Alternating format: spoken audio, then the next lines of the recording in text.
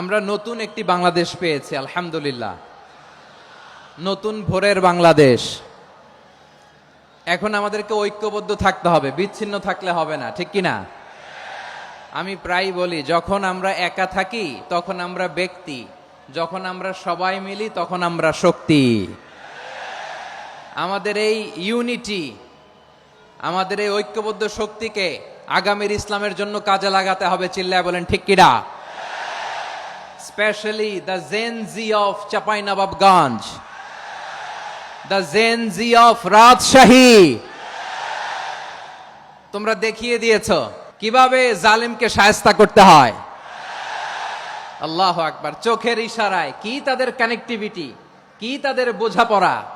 16-17 বছরে যেটা করা যায় নাই, অল্প কয়েকদিনের ব্যবধানে তাদের ইউনিটি গোটা বাংলাদেশকে উজ্জীবিত করেছে। এই উচ্ছ্বাস, এই ইউনিটি, এই সম্প্রীতি আমাদেরকে বজায় রাখতে হবে। এই যে আমরা ইউনাইটেড, আমরা উচ্ছ্বসিত, আমরা একসাথে দেশ গড়ার কাজে ঐক্যবদ্ধ হতে চাই, এটা আবার অনেকের ভাল লাগে না। নানামুখী ষড়যন্ত্র। আমরা যদি ঐক্যবদ্ধ থাকতে পারি, কেউ আমাদের কিচ্ছু করতে পারবে না। এজন্য আগামীর বাংলাদেশ ঐক্যবদ্ধ বাংলাদেশ। আমরা এমন রাজনৈতিক বন্দোবস্ত চাই যেখানে কেউ কাউকে জুলুম করার সাহস দেখাবে না। নতুন করে আর কেউ জালিম হবে না। নতুন করে ফ্যাসিস্ট হওয়ার সাহসটুকু, দুঃসাহসটুকু কেউ দেখাতে পারবে না। এরকম বাংলাদেশ আমরা চাই কি চাই না? আমরা স্বাধীনতার পর থেকে এটাই দেখেছি। লুটপাট, দুর্নীতি, মারামারি, দেশের টাকা পাচার, এগুলোর পুনরাবৃত্তি আমরা চাই। নতুন ভোরের বাংলাদেশে এগুলোর পুনরাবৃত্তি না হোক। জোরে বলেন ঠিক কিনা? আমাদের বিশ্ববিদ্যালয়ের ক্যাম্পাসগুলোতে রিসার্চ হোক, উন্নত মানের রিসার্চ, গবেষণা হোক, যেরকম আমরা অন্যান্য দেশে দেখি। যেই ছাত্রদের হাতে কলম লেগেছে, ওই হাতে অস্ত্রের স্পর্শ না লাগুক। চিল্লায় বলেন ঠিক কিনা? এখানে এক রাজনৈতিক দল আর এক রাজনৈতিক দলকে শ্রদ্ধা করবে, সম্মান করবে, এমন নেতা আমরা চাই যেই নেতা অসুস্থ হলে আমরা গোটা দেশের জনগণ জায়নামাজ বিছিয়ে মুনাজাতে চোখের পানি ছেড়ে আমার নেতার জন্য কান্না করব। চিল্লায় বলেন ঠিক কিনা? দেখবেন, এই যে আমরা ঐক্যবদ্ধ, আমরা সম্প্রীতির বাংলাদেশ গড়তে চাই, আমরা সমৃদ্ধির বাংলাদেশ গড়তে চাই। নানা ধরনের চক্রান্ত। রিসেন্টলি দেখবেন এই শান্ত শিষ্ট ইসলাম প্রিয় শান্তিপ্রিয় মুসলিমদেরকে উস্কানি দেয়া হচ্ছে, উত্তেজিত করার জন্য আমার নবীকে গালি দেয়া হচ্ছে। আরশের অধিপতি আল্লাহ রাব্বুল ইজ্জাতের নামে এমন অশ্লীল শব্দ ব্যবহার করা হচ্ছে যেগুলো মুখে তোলা আমাদের পক্ষে সম্ভব না। যারা আল্লাহ রাসূল সাল্লাল্লাহু আলাইহি ওয়াসাল্লামের সম্মানকে খাটো করে, আল্লাহ এবং আল্লাহর রাসূলকে নিয়ে কটূক্তি করে, অবমাননা করে, শব্দ ব্যবহার করে, অশ্লীল শব্দ ব্যবহার করে, তাদের ব্যাপারে আমরা সর্বোচ্চ শাস্তি কামনা করি। নবীর বিরুদ্ধে আল্লাহর রাসূল সাল্লাল্লাহু আলাইহি ওয়াসাল্লামের সম্মানকে খাটো করে কবিতার নামে, গদ্যের নামে অশ্লীল শব্দ চয়নকে আমরা মেনে নিব? কারণ আল্লাহর নবী আমার ঈমান, আমার নবী আমার ঈমান। নবীকে ভালোবাসা ঈমানের অংশ শুধু এতটুকু নয়, আমার নবীর ভালোবাসাটাই হচ্ছে ঈমান। চিল্লায় বলো ঠিক কিনা? ফিদাকা আবি ওয়া উম্মি ওয়া নাফসি ওয়া রূহি ইয়া রাসূলুল্লাহ। আমরা আমাদের প্রিয় নবীর জন্য জীবন বিলিয়ে দিতে রাজি। চিল্লায় বলেন ঠিক কিনা? এজন্য ইন্টারিম গভর্নমেন্টের কাছে আমরা বিনীত আবেদন জানাই, দেশের পরিস্থিতি আরো নাজুক হওয়ার আগেই যারা এই সমস্ত অবমাননার সাথে জড়িত তাদের বিরুদ্ধে কঠোর শাস্তির বিধান জারি করতে হবে। আজকের এই বিশাল তাফসীরুল কোরআনের প্রোগ্রাম থেকে এই দাবি জানিয়ে আমরা মহাবিশ্বের মহাবিশ্বয় মহাগ্রন্থ আল কোরআন আল কারীম থেকে আলোচনা শুরু করছি। আওয়াজ করে পড়ুন ইনশাআল্লাহ। প্রিয় ভাইয়েরা, বলুন তো, আমরা যে আরবি মাস অতিবাহিত করছি, কাটাচ্ছি, মাসটির নাম কি? শাবান। মাশাআল্লাহ, এই তো আপনারা সবাই জানেন। শাবানের পরেই যে মাস আসবে এটার নাম কি? রমাদান। যে আসতেছে, আপনাদের ভাল লাগে? হ্যাঁ, রমাদান নাম শুনলেই মুমিন হৃদয়ে বয়ে যায় প্রশান্তির ফল্গু ধারা, ঠিক কিনা? একটা আনন্দ, একটা উচ্ছ্বাস আমাদের হৃদয়ের মধ্যে চলে আসে। রমাদান সাইয়্যিদুশ শুহুর, 12 মাসের মধ্যে সবচাইতে শ্রেষ্ঠতম মাস রমাদান আল মুবারক আসছে। আত্মশুদ্ধির মাস, আত্মসংশোধনের মাস, শুদ্ধাচারের মাস, নিজেকে আলোকিত করবার মাস। এই রমাদানুল মুবারকে আমাদের কি করণীয়, কি বর্জনীয়, what to do and what not to do, এই টপিকসের উপর কিছু কথা আপনাদের সামনে উপস্থাপন করব ইনশাআল্লাহ। ওমা তৌফিকে ইল্লা বিল্লাহ। আল্লাহ তাআলা ইরশাদ করছেন, শাহরু রমাদান আল্লাযী উনজিলা ফীহিল কুরআনু হুদাল লিন্নাস ওয়া বাইনাতিম মিনাল হুদা ওয়াল ফুরকান। আল্লাহ বলেন, রমাদান এমন একটা মাস যে মাসে কোরআন নাজিল করা হয়েছে, আর এই কোরআন হচ্ছে বিশ্ব মানবের জন্য পথ নির্দেশিকা, হেদায়েতের সুস্পষ্ট বর্ণনা এবং সত্য মিথ্যা পৃথক করার আসমানি মানদণ্ড রূপে জামিনে আমাদের জন্য কোরআন নাজিল করেছে কে? আওয়াজ করে বলেন তো, আল্লাহর নাজিল করা এই কোরআনে কোনো ভুল আছে? সন্দেহ আছে? সংশয় আছে? বিয়ন্ডলেস, বাউন্ডলেস, বটমলেস, এমন কিতাব যেটা পড়ে গবেষণা করে এর তথ্য উপাত্ত ইনফরমেশন লেসন নিয়ে শেষ করা যায় না। সুবহানাল্লাহ। আল্লাহ বলেন, এই কোরআনকে আমি রমাদানে নাজিল করেছি, যেটা বিশ্ব মানবের জন্য পথ নির্দেশিকা। এতে আছে হেদায়েতের সুস্পষ্ট বর্ণনা আর সত্য মিথ্যা পার্থক্য করার মানদণ্ড, কোনটা সত্য কোনটা মিথ্যা এটা কোরআন দিয়ে ডিফারেন্সিয়েট করা যায়। কোরআন হচ্ছে ফুরকান, to differentiate between right and wrong. কোনটা সত্য কোনটা মিথ্যা, কোনটা ভুল কোনটা নির্ভুল, এটা কোরআন দিয়ে যাচাই করা যায়। চিল্লায় বলেন ঠিক কিনা? এজন্য এই কোরআন দিয়ে আমাদের জীবন সাজাতে হবে। কোরআন দিয়ে জীবন না সাজালে জীবন আলোকিত হয় না। কোরআন দিয়ে পরিবার না সাজালে পরিবার আলোকিত হয় না। কোরআন দিয়ে সমাজ না সাজালে সমাজটা শান্তিময় হয় না। শুধু দুর্নীতি দমন কমিশন দিয়ে দুর্নীতি বন্ধ করা যায় না। কোরআনের আইন বাস্তবায়ন করা ছাড়া এই সমাজ থেকে দুর্নীতি বন্ধ করা যাবে না। চিল্লায় বলো ঠিক কিনা? আমার প্রিয় ভাইয়েরা, এই কোরআন নাজিল হয়েছে রমাদান আল মুবারক, এই বরকতময় মাসে। তাই আমাদের উচিত আসন্ন যে রমাদান আল মুবারক, এই রমাদানে কোরআনের সাথে নিজেদের সম্পর্ককে বাড়ানো। আপনি কি জানেন কোরআন নিয়ে কোন ফেরেশতা পৃথিবীতে এসেছিল? জানেন? ফেরেশতার নাম কি বলেন তো? জিবরিল আলাইহিস সালাম। সাইয়েদনা জিবরিল কোরআন নিয়ে এসেছেন, ফলে উনি হয়েছেন শ্রেষ্ঠ ফেরেশতা। বিশ্ব নবীর উপর কোরআন নাজিল হয়েছে, তাই তিনি হয়েছেন শ্রেষ্ঠ নবী। রমাদানে কোরআন নাজিল হয়েছে, তাই রমাদান হয়েছে শ্রেষ্ঠ মাস। কদরের রাতে কোরআন নাজিল হয়েছে, তাই কদর হয়েছে শ্রেষ্ঠ রাত।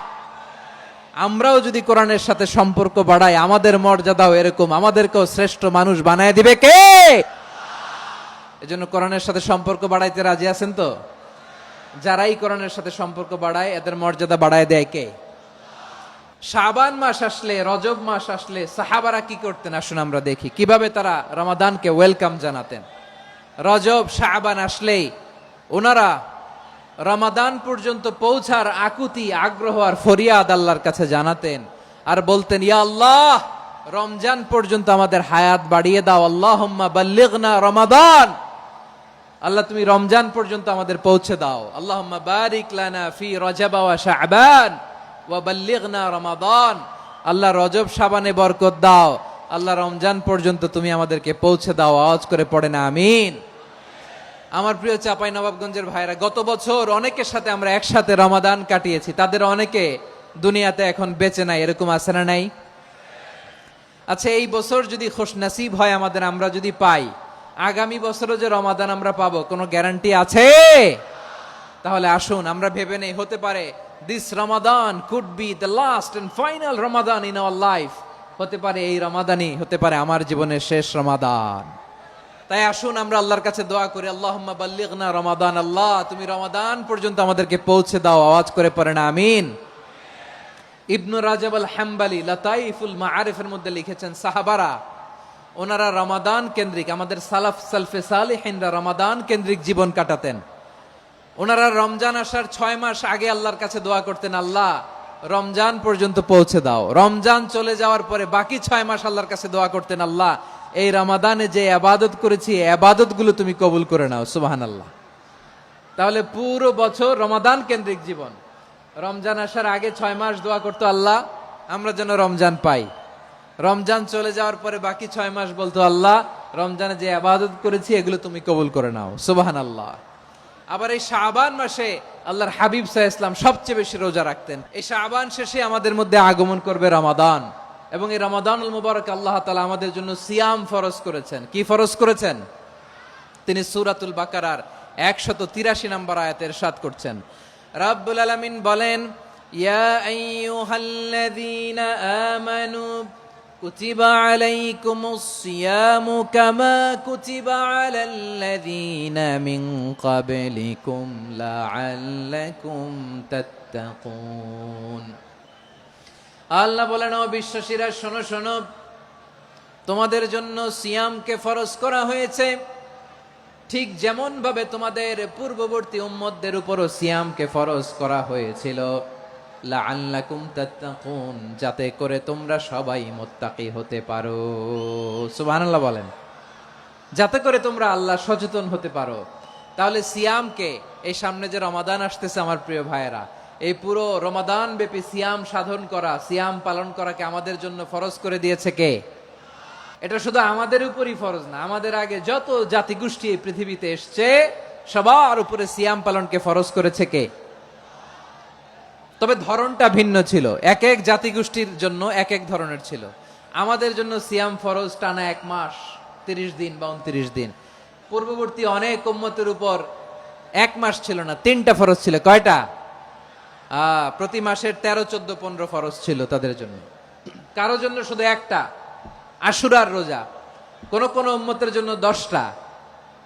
কোন কোন উম্মতের জন্য রোজা ফরজ ছিল মৌনতার রোজা, আরবিতে বলে সওমুল ইনসাত, মানে সারাদিন খেতে পারবে, পান করতে পারবে, স্ত্রীর সাথে মেলামেশা করতে পারবে, কিন্তু কথা বলতে পারবে না। কথা বললেই তাদের রোজা ভেঙে যেতে। পড়েন সুবহানাল্লাহ। কি অদ্ভুত ব্যাপার! মৌন সম্মতির রোজা। যেমনটি সাইয়্যিদাতুনা মারিয়াম আলাইহাস সালাম বলেছেন, ইন্নী নাযারতু লির-রাহমানি সাওমা ফালান উকাল্লিমাল ইয়াওমা ইনসিয়া। তিনি বলেছেন, আজকে আমি রহমানের জন্য, মানে আল্লাহর জন্য রোজা মানত করেছি, আজকে আমি কারোর সাথে কথা বলতে পারবো না। তো রোজা রাখলে কথা বলতে পারবে না কেন? কারণ ওই শরীয়তে রোজার বিধান ছিল সকাল থেকে সন্ধ্যা খেতে পারবেন, পান করতে পারবেন, কিন্তু কথা বলতে পারবেন না। কথা বললেই রোজা ভেঙে যেত। সুবহানাল্লাহ বলেন। তাহলে সব জাতিগোষ্ঠীর উপরে রোজা ফরজ ছিল, কিন্তু ধরনটা ভিন্ন ছিল। মজার ব্যাপার হচ্ছে, আপনি বর্তমানেও বিভিন্ন ধর্মের দিকে তাকান, বৌদ্ধ ধর্ম, হিন্দু ধর্ম, খ্রিস্ট ধর্ম, তাদের মধ্যেও রোজা আছে। ইংরেজরা, খ্রিস্টানরা এটাকে বলে ফাস্টিং। কি বলে? ফাস্টিং। আমাদের হিন্দু ভাইয়েরা বলে উপবাস। তারা কি বলে? উপবাস। আবার এখন আন্দোলনেরও একটা মাধ্যম হয়েছে এটা, না খেয়ে থাকা। এটারে বলে অনশন। এটারে কি বলে? অনশন ধর্মঘট। মানে আমাদের দাবি না মানলে আমরা খাবো না, রোজা রাখলাম। তারপরে আধুনিক বিজ্ঞান এটার একটা নাম দিয়েছে না খেয়ে থাকাকে, অটোফিজি। কি বলে? অটোফিজি। জাপানের এক চিকিৎসা বিজ্ঞানী এই অটোফিজির উপর গবেষণা করে সে নোবেল পেয়েছে। এজন্য আল্লাহ তাআলা আমাদের জন্য গোটা রমাদানে এই সিয়ামকে ফরজ করে দিয়েছেন। আওয়াজ করে বলেন আল্লাহু আকবার। রাব্বুল আলামিন বলেন, ইয়া আইয়ুহাল্লাযীনা আমানু কুতিবা আলাইকুমুস সিয়াম, সিয়ামকে তোমাদের উপরে ফরজ করা হয়েছে, কামা কুতিবা আলাল্লাযীনা মিন ক্বাবলিকুম, যেমনি তোমাদের পূর্ববর্তীদের উপর রোজা ফরজ করা হয়েছিল, লাআল্লাকুম তাত্তাকুন, যাতে করে তোমরা আল্লাহ সচেতন হতে পারো, যাতে করে তোমরা মুত্তাকি হতে পারো। লাআল্লাকুম তাত্তাকুন, যাতে করে আমরা আল্লাহ সচেতন হতে পারি, আল্লাহ কনসিয়াসনেস আমাদের মধ্যে গ্রো করে। এটা হচ্ছে রোজার প্রাইম অবজেক্টিভ। অনেকে জিজ্ঞেস করলে অনেকে বলে রোজার মূল উদ্দেশ্য হচ্ছে না খেয়ে থাকা। না। অনেকে বলে গরিবদের কষ্ট অনুধাবন করা রোজার উদ্দেশ্য। না। রোজার উদ্দেশ্য কি, সিয়াম পালনের উদ্দেশ্য কি, এটা আল্লাহ তাআলা স্পষ্ট এই আয়াতের পেছনে বলেছেন যে লাআল্লাকুম তাত্তাকুন, যাতে করে তোমরা আল্লাহ সচেতন হতে পারো, আল্লাহ ভীতি তোমাদের মধ্যে গ্রো করে, গড কনসিয়াসনেস, আল্লাহ কনসিয়াসনেস, আল্লাহ সচেতনতা যেন বাড়ে, দ্য সেন্স অফ অ্যাকাউন্টেবিলিটি। আল্লাহর সুপ্রিম কোর্টের কাঠগড়ায় এই দুনিয়াতে আমি যাই করলাম তার সবকিছু যে পাই টু পাই হিসাব দিতে হবে। এই sense, to enhance the sense that what ever we do Allah is watching me. আপনি যাই করেন কেউ দেখে না, কিন্তু দেখে কে? শুরুতেই তো জিজ্ঞেস করেছিলাম যে কেউ যেটা দেখে না সেটা দেখেন কে? কেউ যেটা শোনে না সেটা শোনেন কে? এর নাম হচ্ছে লাআল্লাকুম তাত্তাকুন, যাতে করে তোমরা আল্লাহ সচেতন হতে পারো, আল্লাহ ভীরু হতে পারো। দুনিয়ার কেউ দেখে না, কিন্তু আল্লাহ দেখে। এটাই রোজার মূল শিক্ষা। আমার প্রিয় ভাইরা, আপনি লুকিয়ে লুকিয়ে ঘরের ভেতরে অন্যায় করেছেন, পাপ করেছেন, আপনার বাবা দেখে নাই, মা দেখে নাই, স্ত্রী দেখে নাই, কিন্তু দেখেছে কে? আল্লাহর চোখ ফাঁকি দেয়া যায়? আচ্ছা, বুঝে থাকলে বলেন তো, সিসি ক্যামেরার চোখ ফাঁকি দেয়া যায় কি যায় না? পুলিশের চোখ, র্যাবের চোখ, বিমানবন্দরে কাস্টমস অফিসারের চোখ, কিন্তু আমার আল্লাহর চোখ। এই সেন্সটা নিয়ে আসা নিজের মধ্যে, আমি what ever I do Allah is watching me, যাই করি আল্লাহ দেখে। লাআল্লাকুম তাত্তাকুন। রমাদানের রোজা, ইফতারি, সিয়াম, ইবাদত সব কিছুর মধ্য দিয়ে আপনাকে খেয়াল করতে হবে যে লাআল্লাকুম তাত্তাকুন এই স্ট্যান্ডার্ড এটা অ্যাচিভ হচ্ছে কিনা আমাদের, যাতে করে তোমরা মুত্তাকি হতে পারো, আল্লাহ ভীরু হতে পারো। তাকওয়া, এটা হচ্ছে the essence of Islam. What is তাকওয়া? তাকওয়া মানে কি? তাকওয়ার সংজ্ঞা অনেকে অনেক ভাবে দিয়েছেন। আমি সরাসরি সাহাবাদের কাছ থেকে একটা সংজ্ঞা আপনাদের শোনাচ্ছি। ওমরে ফারুক রাদিয়াল্লাহু তাআলা আনহু উবাই ইবনে কাব রাদিয়াল্লাহু তাআলা আনহুকে জিজ্ঞেস করেছিলেন, ইয়া উবাই মা হুয়া তাকওয়া? হে উবাই, তাকওয়া কি? তাকওয়া কাকে বলে? উবাই ইবনে কাব তিনি প্রশ্নের উত্তর না দিয়ে উনিও আবার প্রশ্ন ছুড়লেন। তিনি বললেন, ইয়া আমিরাল মুমিনিন আমা সালাকতা তরিকান যা শাউক? আপনি কি কাঁটাযুক্ত রাস্তা দিয়ে মরুভূমিতে কখনো হেঁটেছেন, যে রাস্তার চারদিকে ক্যাকটাস, গুলমলতার কাঁটা? হেঁটেছেন? ওমরে ফারুক বললেন, নাম, হেঁটেছি। বালা, হেঁটেছি। কাইফা আমিলতা, কিভাবে হেঁটেছেন? ওমরে ফারুক বললেন, শাম্মারতু ওয়াজতাহাতু, আমি আমার জামা, জুব্বা আর চাদর আটোসাটো করে গায়ের সাথে এমন ভাবে মিলিয়ে রেখেছি, এমন সাবধানে হেঁটেছি যাতে করে মরুভূমির ক্যাকটাসের গুলমলতার কাঁটা আমার গায়ে বিঁধে না যায়। উবাই ইবনে কাব বললেন, ফাযালিকা হুয়া তাকওয়া। আরে তাহলে আপনি তো ঠিকই জানেন তাকওয়া মানে কি, এটাই তো তাকওয়া। ওই রাস্তা দিয়ে যেভাবে হেঁটেছেন, পুরো দুনিয়ার জিন্দেগিটা এইভাবে সাবধানে চলার নামই হচ্ছে তাকওয়া। চিল্লায় বলো ঠিক কিনা? এই দুনিয়াতে পাপ পঙ্কিলতা থাকবে, শয়তানির হাতছানি থাকবে, অপরাধ প্রবণতা থাকবে, নফসের খায়েশ থাকবে, অন্যায়ের হাতছানি থাকবে।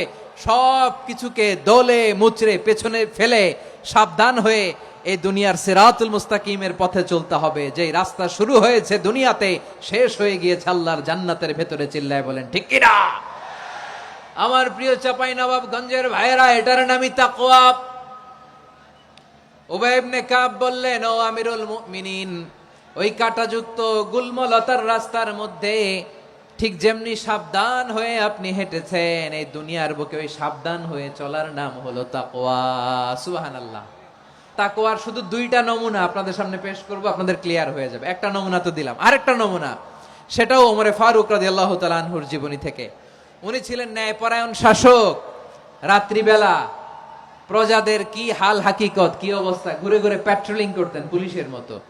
সারা রাত তিনি ঘুরেছেন কার কি অবস্থা দেখে, শেষ রাতে তিনি ফিরে আসতেছেন। তিনি থাকতেন, সেই বুখারীতে এসেছে, কানা ইয়াসকুনু ফি আওয়ালিল মদিনা, মদিনার উঁচু এলাকায় থাকতেন। তো ফিরে আসার সময় উনি একটা প্রাচীর বেষ্টিত ঘরের পাশে দুইজন নারীর কথোপকথন শুনতে পেলেন। একজন বৃদ্ধা, একজন যুবতী। উনি কান লাগিয়ে শুনতে পাচ্ছেন। বৃদ্ধা মা, ওমরে ফারুক কাউকে দেখতে পাচ্ছেন না, শুনতে পাচ্ছেন। বৃদ্ধা মা তার যুবতী মেয়েকে বলে, এই তাড়াতাড়ি ওটের দুধ দহন করে ওটের দুধের সাথে পানি মিশাও, তাইলে কালকে বাজারে মদিনায় বেশি দামে বিক্রি করা যাবে, লাভ হবে অনেক। বৃদ্ধা মহিলা এটা বললেন। যুবতী মেয়ে উত্তরে বলে, মা আপনি জানেন না আমিরুল মুমিনিন খলিফাতুল মুসলিমিন ওমরে ফারুক দুধে পানি মিশানোকে দণ্ডনীয় অপরাধ বলে ঘোষণা দিয়েছে, জানেন না? এবার বৃদ্ধা মহিলা বলে, আরে পাগলি, এই ভোর রাতে আমিরুল মুমিনিন ওমরে ফারুক আসবে কোত্থেকে? উনি আসবে কোত্থেকে? ওনার পাইক পেয়াদা সিকিউরিটি আসবে কোত্থেকে? কেউ দেখবে না। আরে কেউ দেখবে না, তাড়াতাড়ি দুধের সাথে পানি মেশাও। এই কথা যখন মা বলেছে, যুবতী মেয়েটা চমৎকার একটা উত্তর দিয়েছে। তিনি বলেছিলেন, ইয়া উম্মি, ও আমার মা, লাউলা রাআ উমর লা রাআ রব্বু উমর।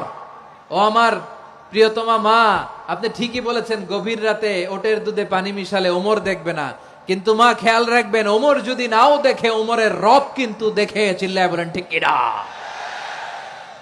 দিস ইজ কল্ড তাকওয়া।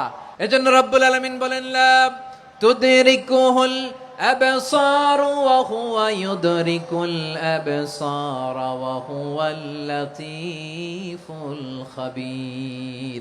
তিনি এমন সত্তা, দুনিয়ার কোন চোখ তাকে দেখে না, কিন্তু দুনিয়ার সবগুলো চোখকে, সব মানুষের অ্যাক্টিভিটিসকে, আরশের উপর থেকে সব কিছু মুহূর্তে মুহূর্তে দেখতে পান কে? তাহলে তাকওয়া কারে বলে বুঝতে পারছেন? দুনিয়াতে সাবধানে চলার নাম তাকওয়া। কেউ দেখে না, কিন্তু আল্লাহ দেখে। এই সেন্স, এই জবাবদিহিতার ভয়, দ্য সেন্স অফ অ্যাকাউন্টেবিলিটি, এই সেন্স নিজের মধ্যে গ্রো করার নাম হচ্ছে তাকওয়া। আর এই সিয়াম পালন করার প্রাইম অবজেক্টিভ অফ সিয়াম হচ্ছে লাআল্লাকুম তাত্তাকুন। আওয়াজ করে বলেন, লাআল্লাকুম তাত্তাকুন। আমার প্রিয় ভাইয়েরা, এই আসন্ন রমাদান, এটা এমন এক বরকতের মাস, যে মাসে আমরা নিজেদের নাফসের উপর নিয়ন্ত্রণ প্রতিষ্ঠা করি। সারা বছর নাফস আমাদেরকে নিয়ন্ত্রণ করে, আর রমাদানে আমরা নাফসকে নিয়ন্ত্রণ করি। কথা বুঝতেছেন? সারা বছর নাফস আমাদেরকে নিয়ন্ত্রণ করে। এই যে এখন আমার খেতে মনে চাইলে যে খেজুর রাখা, আমি খেজুর খেতে পারবো, নাটস আছে, বাদাম খাইতে পারি।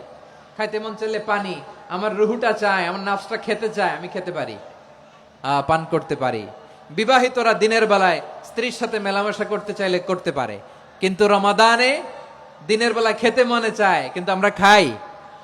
আমার প্রবৃত্তি খেতে চায়, কিন্তু প্রবৃত্তির কথা আমরা শুনি। তৃষ্ণায় গলা ফেটে যায়, গলার ছাতি ফেটে যায়, কিন্তু এক ঢোক পানি কি আমরা গিলি? বিবাহিতরা দিনের বেলা স্ত্রীর সাথে কি মেলামেশায় যায়? না। তার মানে সারা বছর নফস আমাদেরকে নিয়ন্ত্রণ করে, আর রমাদানে নফসের উপর আমরা নিয়ন্ত্রণ প্রতিষ্ঠা করি। নফসের লাগাম আমরা রমাদানে টেনে ধরে। চিল্লায় বলেন ঠিক কিনা? এজন্য আমার প্রিয় ভাইয়েরা, নফসের উপর নিয়ন্ত্রণ নিতে চাইলে রমাদানের রোজার কোনো বিকল্প নাই। এটা এমন মাস, যে মাসের ফজিলতেরও কোনো শেষ নাই। এই মাসকে বলা হয় দ্য মান্থ অফ হোপ। এটা আশা জাগানিয়া মাস। রমজানের কথা শুনলে আশা জাগে না হৃদয়ে? ইদা জাআ রমাদান ফুতিহাত আবওয়াবুস সামা ওয়া গুল্লিকাত আবওয়াবু জাহান্নাম ওয়া সুফিদাতিশ শায়াতিন। রমাদান আসলে আকাশের দরজাগুলো খুলে দেয়া হয়, মানে জান্নাতের। জাহান্নামের দরজাগুলোকে লক করে দেয়া হয়, শয়তানকে চেইন আপ করা হয়। ইবাদত করলে শুধু করতেই মনে চায়। চিল্লায় বলেন না সুবহানাল্লাহ। রমজানে ইবাদতে যেই মজা পাওয়া যায়, সারা বছর অন্য কোনো মাসে এই মজা আপনি পান? আমার চাঁপাইনবাবগঞ্জের ভাইরা আওয়াজ করে বলেন না, রমজানে ইবাদতে যেই মজা অন্য মাসে এটা পান? কারণ রমজানে ইবাদত করলে সওয়াবও বেশি, ইবাদতের একটা পরিবেশ থাকে, ঠিক কিনা বলেন? অন্য মাসে ইবাদত করলে এর সওয়াব পাওয়া যায় গাণিতিক হারে, রমজানে ইবাদত করলে সওয়াব বাড়তে থাকে জ্যামিতিক হারে। সুবহানাল্লাহ কইবেন না?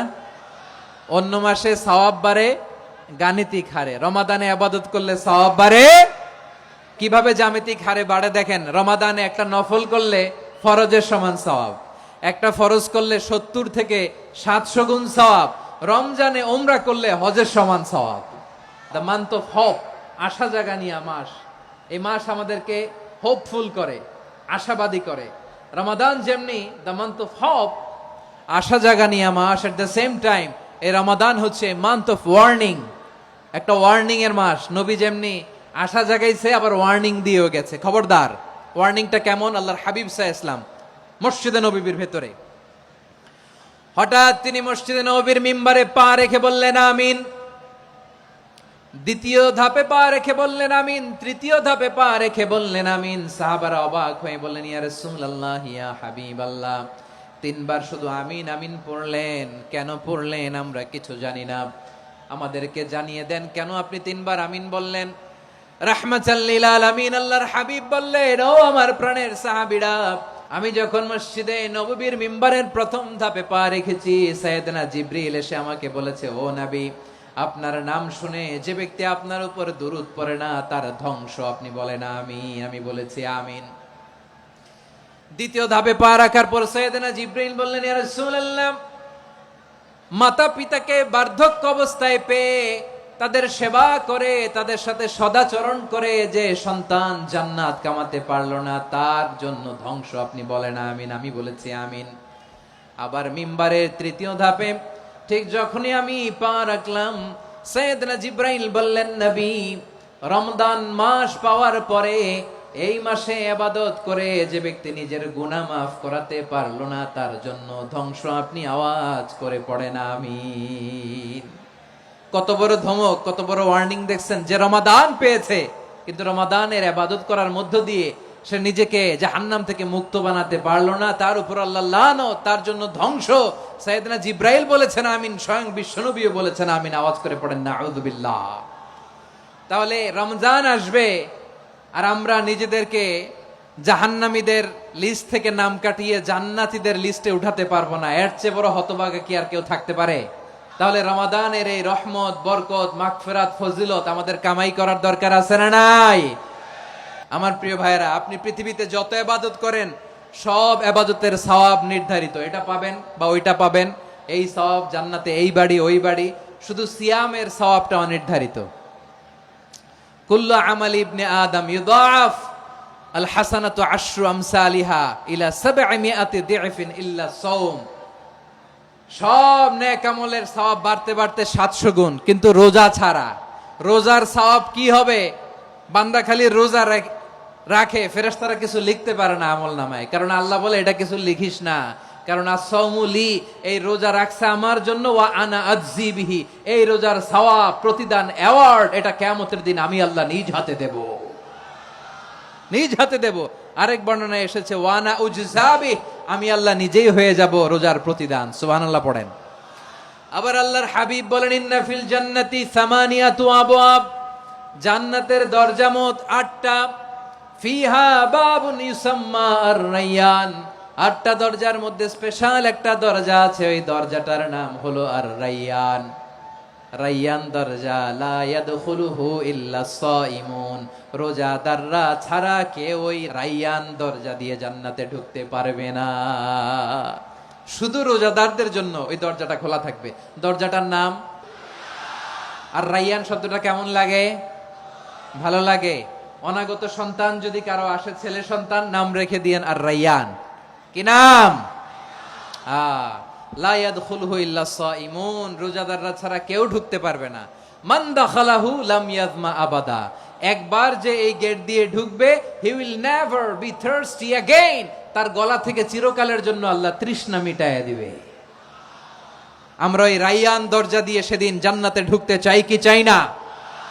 আমার প্রিয় ভাইরা, প্রতি রাতে রমাদানে আল্লাহর ফেরেশতারা আহ্বান জানায়, ইয়া বাগিয়াল খাইরি আকবিল, ইয়া বাগিয়াশ শাররি আকসির, হে কল্যাণের পথের যাত্রী, আকবিল, প্রসিড, আরো ইবাদত করো, আগাও আগাও, আরো জান্নাতের নাজ নেয়ামত কামাও। হে অকল্যাণের পথের যাত্রী, আকসির, স্টপ স্টপ, অনেক হয়েছে। আন্না, এই রমাদান এটা পাপের মাস নয়, এটা ইবাদত করে জান্নাত কামানোর মাস। চিল্লায় বলো ঠিক কি না? ওয়ালিল্লাহি উতাকাউ মিনান নার ওয়াযালিকা কুল্লা লাইলা, রমাদানের প্রতি রাতে আল্লাহ তাআলা এরকম লাখো বনি আদমকে মাফ করে দেওয়ার ঘোষণা দেয়, নাজাতের ঘোষণা দেয়। আমরা আল্লাহর পক্ষ থেকে মাফ, নাজাত চাই কি চাই না? আর কিছু যে চাই না আমি, চাই গো নাজাত, আল্লাহ তোমার কাছে আমার এই মুনাজাত। আর কিছু যে চাই না আমি, চাই গো নাজাত, আল্লাহ তোমার কাছে আমার এই মুনাজাত, আল্লাহ তোমার কাছে আমার এই মুনাজাত। পড়েন আমিন। তাহলে রমাদানকে আমরা বুদ্ধিমানের মতো কাজে লাগাতে চাই কি চাই না? বুদ্ধিমানের মতো কাজে লাগাইতে হবে। মুমিনরা স্মার্ট হয়। এই রমাদানে আমাদের কি করণীয়, কি বর্জনীয়? সংক্ষেপে 7টা করণীয় 7 মিনিটে, 7টা বর্জনীয় 7 মিনিটে বলে আমরা বিদায় নিব ইনশাআল্লাহ। বলেন, আসন্ন রমাদানে আমাদের 7টি করণীয়। 1 নাম্বার করণীয়, এই রমাদানকে আপনি কোরআনময় করে তুলুন। কোরআনময় করে তুলুন 2025-এর রমাদান। এই হচ্ছে আজকের প্রোগ্রামের স্লোগান। কোরআনময় করতে রাজি আছেন? কোরআন তেলাওয়াত করতে রাজি আছেন? আমার প্রিয় ভাইরা, ধীরস্থির ভাবে কোরআন তেলাওয়াত করুন, তাড়াহুড়ো করে নয়। আনাস রাদিয়াল্লাহু তাআলা আনহু বলতেন, রুব্বা কারি লিল কোরআন ওয়াল কোরআনু ইয়ালআনহু, কোরআনের অনেক কারি আছে যারা কোরআন পড়ে কিন্তু সওয়াব পায় না, বরং আল্লাহর কোরআন তার বিরুদ্ধে আল্লাহর দরবারে নালিশ করে আর লানত করতে থাকে। আমরা কি ওইরকম কোরআনের তেলাওয়াতকারী হতে চাই? না। ধীরস্থির ভাবে ওয়ারাত্তিলিল কোরআন তারতিলা, তারতিলের সাথে পড়বেন। বিষ্ণু ঈসা ইসলাম কানা ইয়ামুদ্দু সাওতাহু মাদ্দান, টেনে টেনে পড়তেন। আলহামদুলিল্লাহি রাব্বিল আলামিন আর রহমানির রহিম মালিকি ইয়াউমিদ্দিন ইয়্যাকা না'বুদু ওয়া ইয়্যাকা নাস্তাঈন ইহদিনাস সিরাতাল মুস্তাকিম সিরাতাল লাযীনা আন'আমতা আলাইহিম গায়রিল মাগদুবি আলাইহিম ওয়ালাদ-দাল্লিন।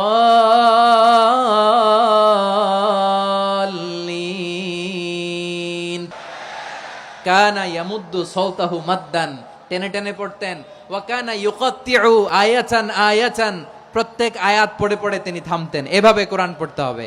আমাদের অনেক মা বোনেরা আজকের এই চাঁপাইনবাবগঞ্জের প্রোগ্রামের অনেকগুলো মহিলা প্যান্ডেল আমি ল্যান্ডিং করার সময় দেখেছি। আমার অনেক বোনেরা ওনারা কোরআন খতম করতে যে এমন ভাবে তেলাওয়াত করেন, কোরআন তেলাওয়াতের আদব আর অবশিষ্ট থাকে না। আমরা তারতিলের সাথে তেলাওয়াত করব, যেমনটি আমি পড়ে শোনালাম। বিষ্ণু ইসলাম প্রতি আয়াত শেষে থামতেন, টেনে টেনে পড়তেন, তারতিলের সাথে পড়তেন, সুর করে পড়তেন। মানলাম ইয়াতাগান্না বিল কোরআন ফালাইসা মিন্না, যে সুর করে কোরআন পড়ে না সে আমার উম্মত হতে পারে। জাইনুল কোরআন বিআসওয়াতিকুম, বিষ্ণু বলেন সুর করে কোরআন পড়বা। অনেকে কোরআনের খতম তুলবার জন্য কোরআনরে একেবারে খতম করে দেয় না। আপনি ধীরস্থির ভাবে পড়ে যদি খতম দিতে পারেন মাশাআল্লাহ, না পারলে যতটুকু পারেন পড়বেন। এরপর অনুবাদ পড়ার চেষ্টা করবেন, তাফসীর পড়ার চেষ্টা করবেন। আপনাদের জন্য এক অনন্য উপহার রয়েছে আমার পক্ষ থেকে, এক নজরে কোরআন। 114 সূরার সারমর্ম, সার নির্যাস আমরা নিয়ে এসেছি এখানে। বাংলা ভাষায় আমার জানা মতে খুব সম্ভবত এই প্রথম কাজ, কেউ করে নাই। আরবিতে পাবেন এরকম অনেক বই, ইংরেজিতে কিছু কাজ আমরা দেখেছি, কিন্তু বাংলায় পাবেন না।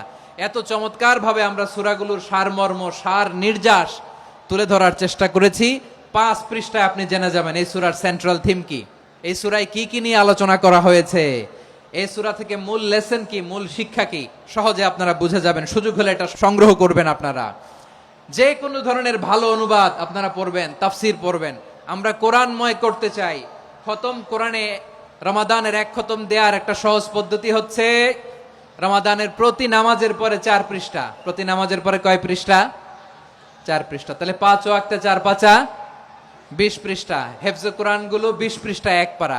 এভাবে 30 দিনে আপনার 1 খতম হয়ে যাবে। আমরা যেন তারতিলের সাথে বিশুদ্ধভাবে কোরআন তেলাওয়াত করতে পারি, আল্লাহ তৌফিক দান করুক। পড়েন আমিন। 2 নাম্বার করণীয়, ধীরস্থির ভাবে তারাবির সালাতগুলো যেন আমরা আদায় করি। তাড়াহুড়ো করবেন না আল্লাহর ওয়াস্তে, তাড়াহুড়ো করবেন না, তাহলে কোরআন আমাদের জন্য বদদোয়া করবে।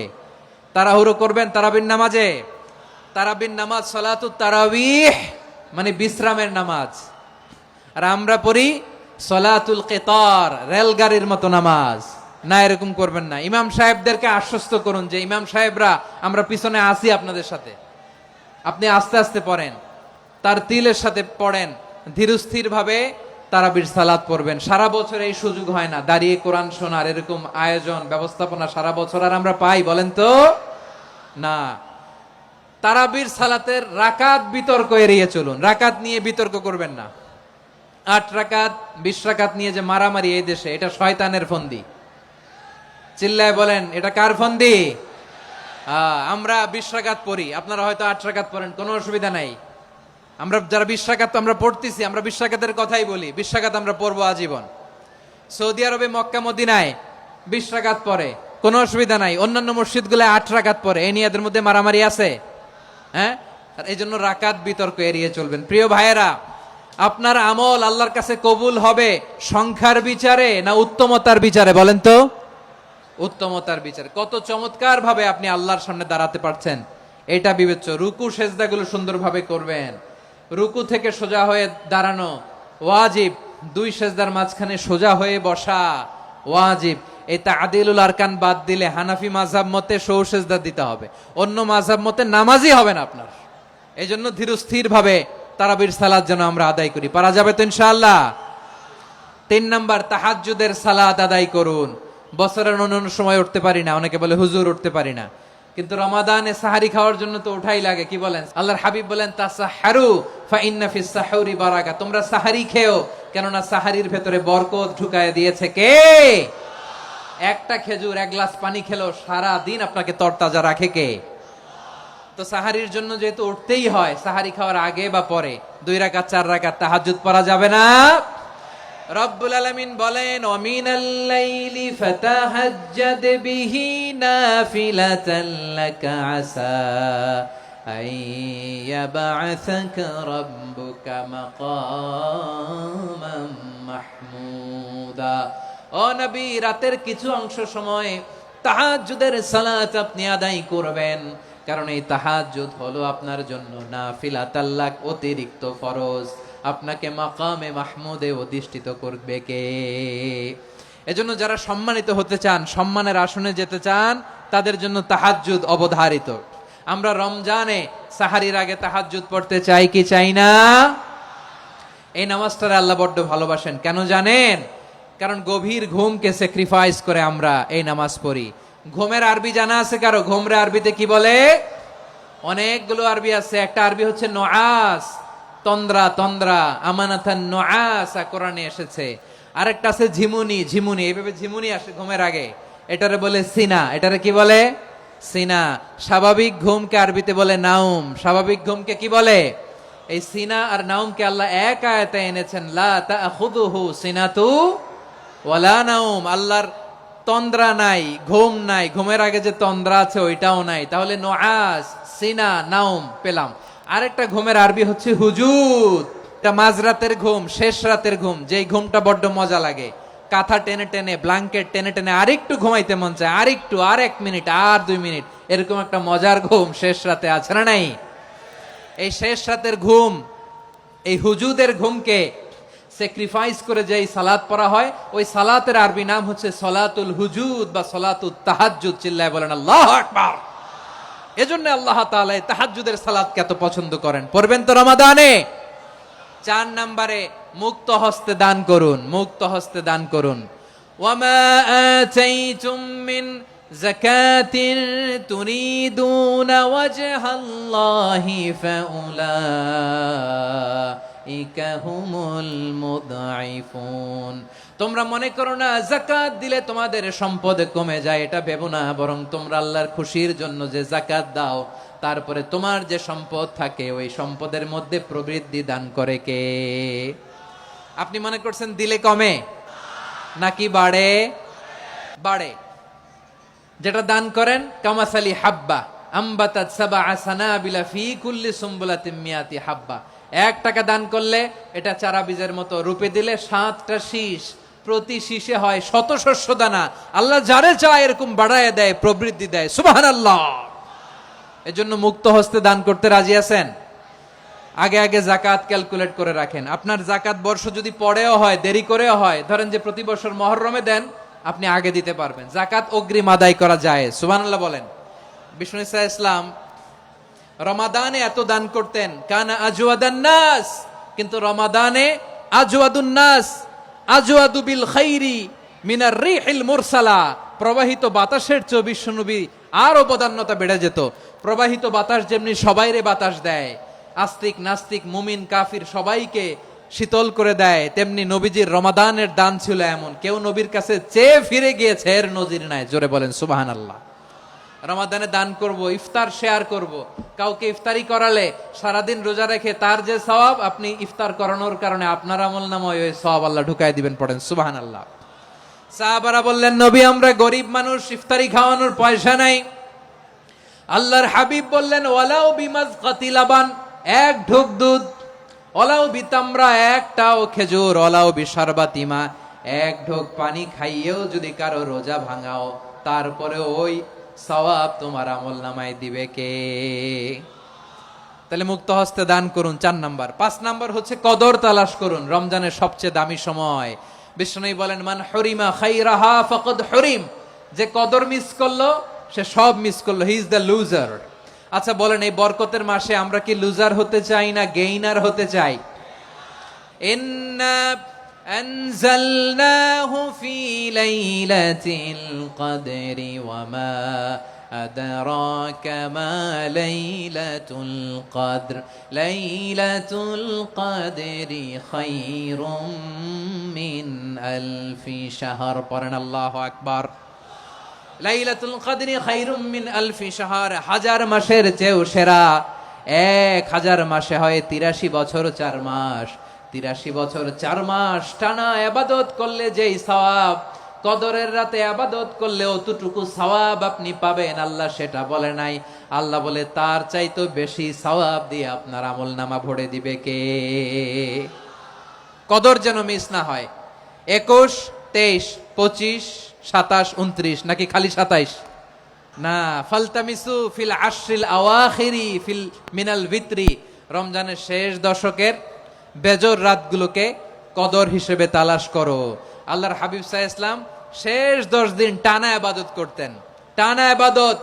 ইদা জাআল আশরু আহিয়াল লাইলা আইকাযা আহলা ওয়া জাদ্দা ওয়া শাদ্দাল মিজার, সারা রাত জেগে ইবাদতের নজির নবীজির নাই, শুধু রমজানের শেষ দশক ছাড়া। সুবহানাল্লাহ বলেন। নিজেও ঘুমাতেন না, ফাতেমা রাদিয়াল্লাহু তাআলা আনহু, আলী রাদিয়াল্লাহু তাআলা আনহু কাউকে ঘুমাতে দিতেন না, সবাইকে জাগিয়ে তুলতেন। আমরা সারা রাত জেগে ইবাদত করব, রাজি আছেন তো? কদর যেন আমাদের মিস না হয়। আজকে থেকেই ক্যালেন্ডারে মার্ক করে রাখেন, সব কাজ পেছনে ফেলে, সব ব্যস্ততাকে পেছনে ফেলে ইবাদতের জন্য আমরা প্রস্তুত থাকবো কদরের রাতে। কোনোভাবে কদর যেন আমাদের মিস না হয়, ইনশাআল্লাহ। বলেন তো সবাই। 6 নম্বরে পারলে ইতিকাফ করবেন। আল্লাহর হাবিব সাল্লাল্লাহু আলাইহি ওয়াসাল্লাম প্রতি বছর 10 দিন ইতিকাফ করতেন। যে বছর ইন্তেকাল করবেন সে বছর 20 দিন ইতিকাফ করেছেন। আপনি বলবেন হুজুর ইতিকাফ না করলে সমস্যা কি? আমার নবী একটা ইবাদত সারা জীবনেও ছাড়ে নাই, আর আপনি জীবনে একবারও করেন নাই। এবার হিসাব আপনার কাছে। না পারলে অন্তত রাত্রি বেলাগুলো মসজিদে কাটাবেন, পারবেন তো ইনশাআল্লাহ? সব শেষে শিশু এবং নারীদের ব্যাপারে বিশেষ খেয়াল রাখবেন। শিশুদের রমাদানের ব্যাপারে উৎসাহ দেন, তাদের প্রস্তুতি নেওয়ান, তাদেরকে রোজা রাখতে দিবেন। আমার ভাইয়েরা এবং বোনেরা, পর্দার আড়ালে মায়েদেরকে বলবো, চাপাই নবাবগঞ্জের মায়েরা, 1 দিন 2 দিন না খেয়ে থাকলে আপনার ছেলে মেয়ে মারা যাবে না।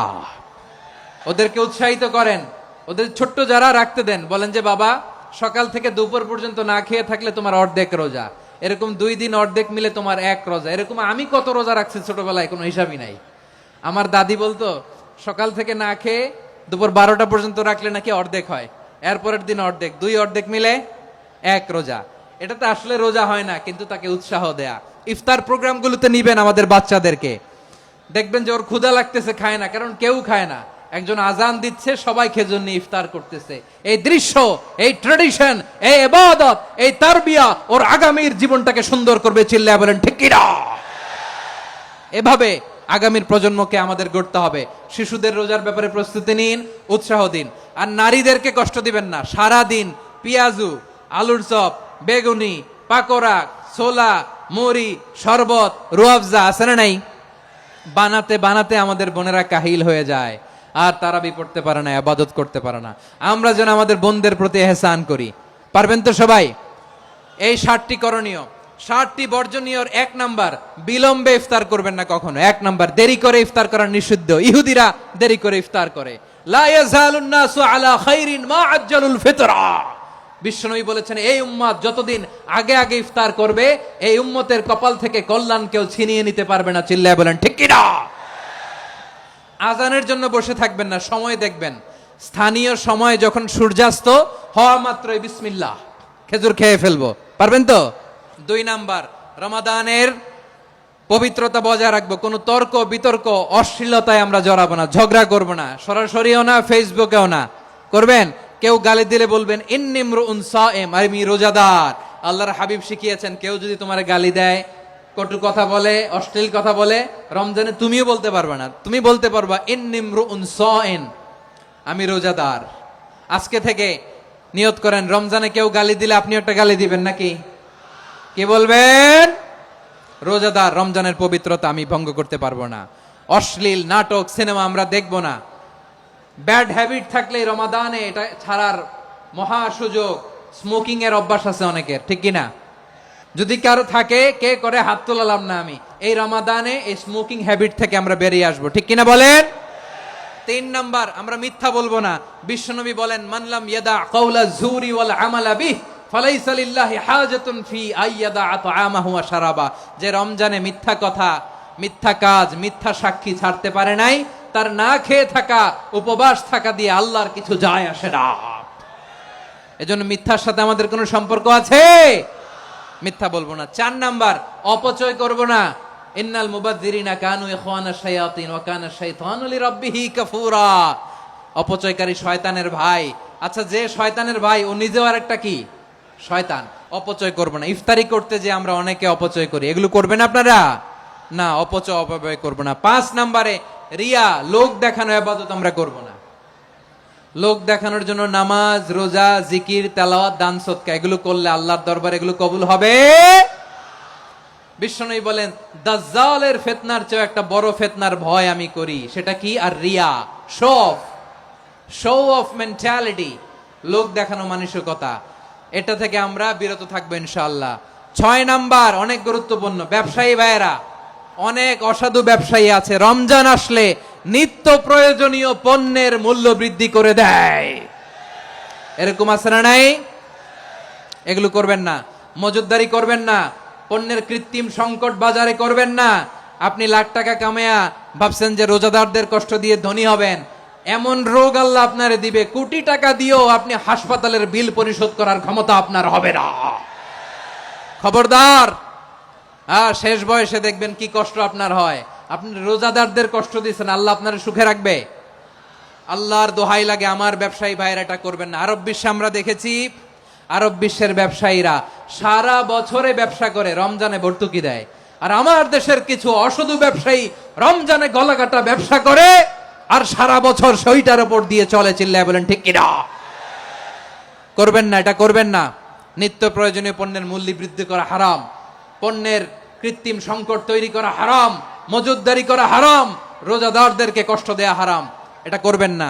7 নম্বরে সর্বশেষ কথা, অধীনস্থ যারা আছে তাদের কাজের চাপ আপনারা কমিয়ে দিবেন। কাজের লোক, ফ্যাক্টরির ওয়ার্কার, স্টাফ, তাদের প্রতি যদি রহম করেন, আপনার উপর রহম করবে কে? এই পবিত্র রমাদানের 7টা করণীয়, 7টা বর্জনীয় মনে রাখা যাবে তো ইনশাআল্লাহ? রমজানের 7টা করণীয় এবং বর্জনীয় যে আমরা শুনলাম, পালন করার তৌফিক দান করো।